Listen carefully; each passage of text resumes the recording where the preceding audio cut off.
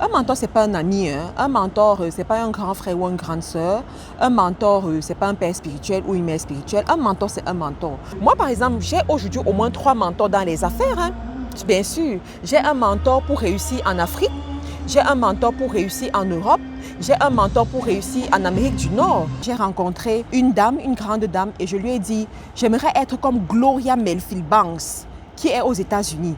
Elle m'a dit, suis-moi et tu sauras comment on fait pour arriver à cette dimension. Alors bonjour les amis, j'espère que vous allez bien. Comme vous pouvez le voir, la journée est très ensoleillée du côté du Canada. Donc comme vous pouvez le constater, on profite encore des dernières semaines de l'été avant de rentrer dans l'hiver. Et vous tous, vous savez très bien que l'hiver canadien est c'est grave.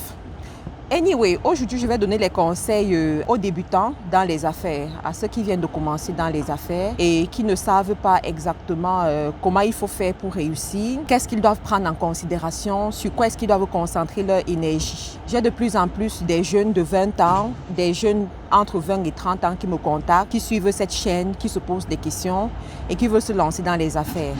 Alors, je vais vous donner les conseils comme cette jeune fille venant d'une famille pauvre qui a choisi la voie de l'entrepreneuriat pour bâtir sa fortune, pour bâtir sa richesse. Pour ceux qui ne savent pas, je viens d'une famille monoparentale, une famille avec des moyens très limités.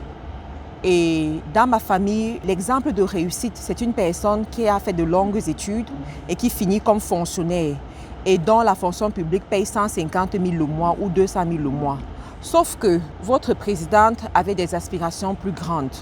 Votre présidente se voyait un peu plus loin.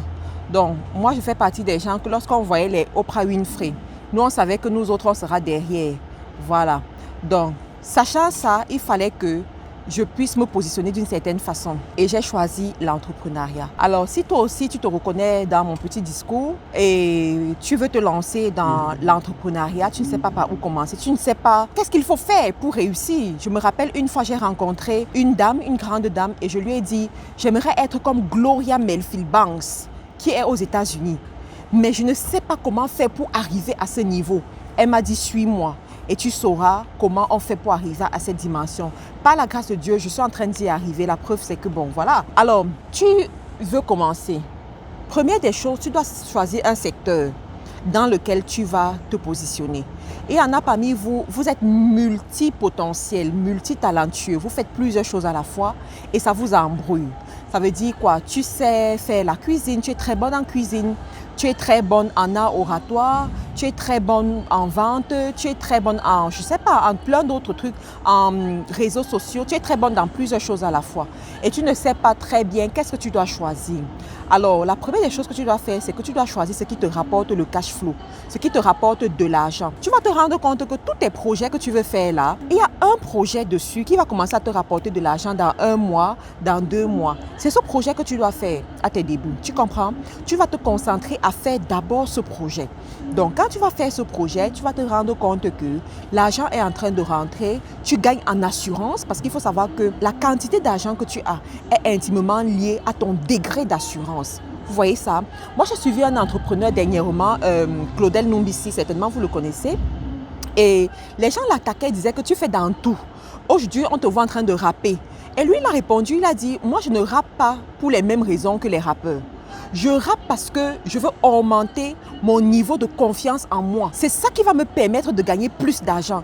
Quand je vais me placer devant des investisseurs, quand je vais pouvoir parler de mes projets, j'aurai cette confiance, cette assurance qui va faire en sorte que les gens me fassent confiance et me suivent. C'est ça qu'ils cultivent, tu vois. Mais pour pouvoir y arriver, je vous assure que dans les affaires, tu dois avoir de l'argent. Donc, à tes débuts, cherche un business qui te permet justement de gagner ce cash flow, d'avoir plus de l'argent et de pouvoir évoluer, d'accord? La deuxième des choses, pour quelqu'un qui vient de se lancer, je te dirais, cherche un mentor.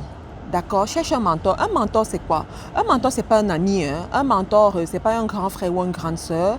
Un mentor, c'est pas un père spirituel ou une mère spirituelle. Un mentor, c'est un mentor. Un mentor, c'est quelqu'un qui a déjà réalisé ce que tu veux réaliser. D'accord? Et qui a la capacité et l'humilité de te prendre sous ses ailes et de te former. Et que toi-même, tu as l'humilité de suivre ce mentor. C'est très important parce qu'il y en a parmi vous, vous voulez les mentors, mais vous n'êtes pas humble face à vos mentors. Vous voulez les mentors, mais vous voulez prendre la place de vos mentors et vous le faites savoir à vos mentors. Comment est-ce qu'ils vont vous guider? comment est-ce qu'ils vont vous aider? Ce n'est pas possible. D'accord? Donc, quand tu as un mentor, tu dois être assez humble en face de ce mentor. Tu dois montrer à ce mentor que tu veux réussir et que tu veux continuer à respecter ce mentor. C'est très important. Donc, il sera important pour toi d'avoir un mentor parce que le mentor va te montrer beaucoup de choses, va te permettre d'éviter certaines erreurs, va te permettre de savoir exactement sur quoi tu dois te focaliser et comment tu dois avancer. Moi, par exemple, j'ai aujourd'hui au moins 3 mentors dans les affaires. Hein. Bien sûr, j'ai un mentor pour réussir en Afrique, j'ai un mentor pour réussir en Europe, j'ai un mentor pour réussir en Amérique du Nord. D'accord? Donc, ils sont en train de faire la fête là. Mais je vais quand même parler, j'espère que vous allez m'écouter.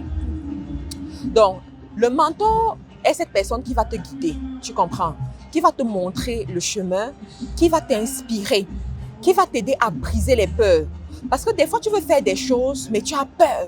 Tu te demandes, est-ce que ça va marcher? Est-ce que ça va réussir? Qui a déjà fait, j'ai vu. Mais le mentor est devant toi pour te dire que c'est bon, évolue, grandit. Moi, je me rappelle, à un moment donné, je devais importer des grosses marchandises, d'accord? Je devais importer des grosses marchandises dans certains pays africains.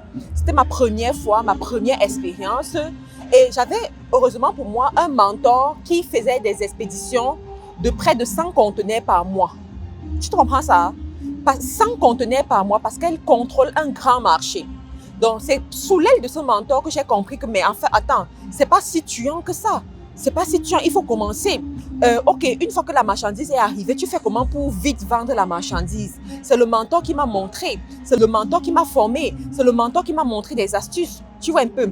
Donc, tu dois avoir ça. Le mentor va te permettre de démystifier le business et tu vas voir comment les choses évoluent pour toi. Le troisième petit conseil que je vais te donner, toi qui commences dans les affaires, c'est que essaye d'avoir les bonnes relations avec les banquiers. C'est très important. Déjà, choisis 2 types de banques. Tu sais, parce que premièrement, il y a les banques commerciales que nous voyons régulièrement et où nous avons tous nos comptes bancaires.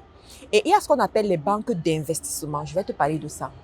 Alors, pour la banque commerciale, tu dois avoir un compte bancaire. Voilà, tu crées ton entreprise et l'entreprise a un compte dans cette banque-là. Tu rencontres ton gestionnaire, tu discutes avec ton gestionnaire. Même si tu es en Europe, même si tu es au Canada, aux États-Unis, tu dois connaître ton gestionnaire. Tu dois tout le temps causer avec lui. De temps en temps, aller lui demander quelles sont les offres que la banque propose, quelles sont les ceci, quelles sont les cela. Il faut savoir que dans les pays en développement, là, les pays de l'Europe et les pays de l'Amérique du Nord, depuis Covid, ils organisent beaucoup des conférences en ligne au niveau des banques. Donc, il faut t'informer et puis tu suis les conférences en ligne que ta banque organise, d'accord? Donc, ensuite, comme j'ai dit, auprès de ton banquier, il va te donner des astuces, il va te donner des conseils pour que tu puisses peut-être avoir un prêt bancaire pour booster ton entreprise ou alors un prêt immobilier. Ça, c'est important. Mais n'oublie pas que les banquiers des banques commerciales, ce sont des vendeurs, d'accord? C'est comme des commerçants, en fait. Donc, ils sont là pour vendre.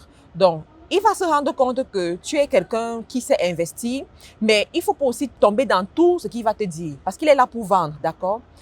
Maintenant, la banque d'investissement, c'est quoi? Alors, il y a des banques d'investissement pour ceux-là qui sont des leaders. Je parle bien des leaders. Pour ceux-là qui sont des leaders, pour ceux-là qui sont ce qu'on appelle des gestionnaires de projets. Il y en a qui vont apprendre ça à l'école, mais il y en a qui vont apprendre ça sur le tas comme moi. Voilà. Ça veut dire quoi? Tu sais gérer un projet. On peut te donner un projet de construction d'un immeuble, voilà, de peut-être 5 étages. Toi, tu ne connais rien même en construction, tu n'es pas un manœuvre, tu n'es pas un ingénieur de construction, mais tu nous gères le projet du début à la fin comme il le faut. Tu prends les informations à gauche et à droite, tu réunis les professionnels, les gens te font le devis, tu suis les activités, tout ça. Donc, c'est ça. Maintenant, ce genre de personnes doivent très souvent être en contact avec ce qu'on appelle les banques d'investissement. Parce que les banques d'investissement donnent de l'argent aux porteurs de projets pour réaliser des projets et ensuite gagner du profit sur ce projet-là, n'est-ce pas? Mais il faut des personnes, voilà, des personnes qui pensent différemment, des personnes qui investissent, des personnes qui ont le sens du risque pour faire ce genre de choses. C'est la raison pour laquelle, vous savez les amis, je suis souvent gênée de savoir que vous aimez tellement les business de 50 000, les business de 100 000. Vous allez faire quoi avec ça? Hein? Habituez-vous à des grosses sommes d'argent. Habituez-vous à parler millions. Habituez-vous à parler milliards. Regardez par exemple, je vais vous faire le tour de l'endroit où je suis. C'est des bâtiments, des grands bâtiments. Mais je vais vous choquer en vous disant que c'est des bâtiments qui sont construits par des particuliers. D'accord? Ils ont pris des prêts bancaires auprès des banques et ils sont en train de lancer ce grand projet.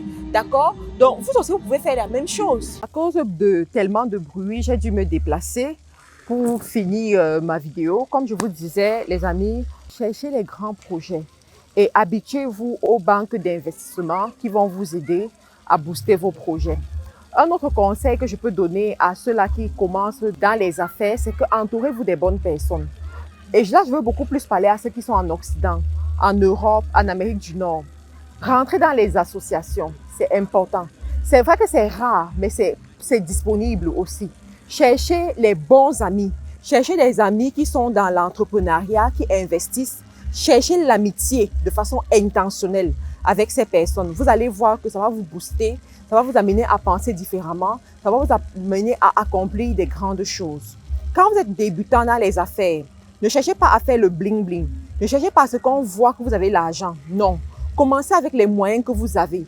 Commencez avec peu. Ne cherchez pas toujours à vous habiller trop cher. Non.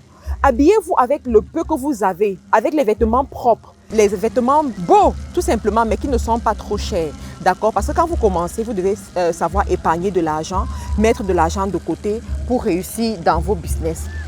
Quand vous commencez dans les affaires, ne partagez pas votre chiffre d'affaires à tout le monde. Non. N'allez pas dire aux gens, voici combien je gagne, voici comment je gagne de l'argent et tout. Non. Tous ceux qui sont auprès de vous ne vous aiment pas. Tous ceux qui sont à côté de vous ne vous aiment pas.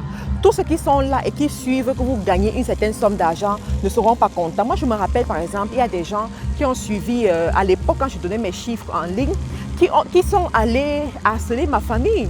D'accord? Qui sont allés harceler ma famille. Et ça, ce n'était pas bien. D'accord? Donc, faites très attention, les amis. J'espère que ces conseils vous ont aidé et qu'à partir de ça, vous allez savoir comment vous disposer dans les affaires. Pour ceux qui ne sont pas encore abonnés à cette chaîne, abonnez-vous parce que je vais vous donner beaucoup de contenu ici. Nous avons lancé avec la formation sur Amazon et tout se passe très bien. Donc, abonnez-vous. Pour ceux qui veulent prendre des rendez-vous d'affaires avec moi, prenez les rendez-vous et puis je serai là pour vous aider, pour vous guider. Portez-vous bien les amis et à la prochaine.